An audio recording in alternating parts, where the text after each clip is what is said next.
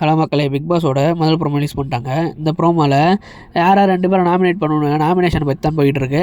அதில் கிட்டத்தட்ட எல்லோரும் பிரஜினி, சாண்ட்ரா, திவ்யா, பாரு, எஃப்ஜே, கனின்னு இவங்க எல்லோரும் தான் சொல்கிறாங்க பெரும்பான்மையாக. இன்னும் யாரை சொல்ல போகிறாங்கன்னு தெரில. அது எபிசோடை பார்த்தா தெரியும். இல்லை இன்னும் கொஞ்சம் நேரத்தில் அப்டேட் ஆயிரும். நான் அப்டேட் பண்ணுறேன் யார் நாமினேஷனில் வந்திருக்காங்கன்னு. அது மட்டும் இல்லாமல் நிறைய பேர் அவங்களோட வன்மத்தை தீர்த்துக்கிறதுக்கு இந்த நாமினேஷன் யூஸ் பண்ணுவாங்கன்னு நல்லா தெரியும். ஆனால் ஆப்வியஸாக எல்லாருக்கும் தெரிஞ்சது யார் ரோஸ்ட் வாங்கினாங்களோ அவங்க தான் முக்காசி பேர் நாமினேஷனுக்கு போவாங்க. அதுமாரி தான் பிரஜினி, சாண்ட்ரா, திவ்யா, பாரு, எஃப்ஜே பெரிய ரோஸ்ட் வாங்கலாம். ஆனால் எஃப்ஜே பண்ணது பிடிக்கல, கேப்டன்சி பிடிக்கலன்னு சொல்லிட்டு நாமினேட் பண்ணியிருக்காங்க. நெக்ஸ்ட்டு கனி ஆப்வியஸாக இவங்க இந்த டீம்லேருந்து கனியாக பண்ணுவாங்க, அந்த டீம்லேருந்து இவங்க 4 பேரையும் பண்ணுவாங்க. இப்படி மாறி தான் பண்ணிப்பாங்க. அது எல்லாருக்கும் தெரிஞ்ச விஷயந்தான். அதான் இப்படி நடந்திருக்கு. அநேகமாக இந்த வாட்டி கம்மியான பேர் தான் வருவாங்க நினைக்கிறேன். போன வாட்டி 12 பேர் 13 பேர் வந்தாங்க. இந்த வாட்டி அவ்வளோ பேர்லாம் வர வாய்ப்பு இல்லை, கம்மியாக தான் வருவாங்கன்னு நினைக்கிறேன். ஏன்னா இது வந்து க்ளோஸ் நாமினேஷன் தான், உள்ளே போய் தான் நாமினேட் பண்ணுவோம். அதனால் எல்லோரும் கிட்டத்தட்ட ஒரே பேர் தான் நாமினேட் பண்ணிகிட்டு இருப்பாங்க.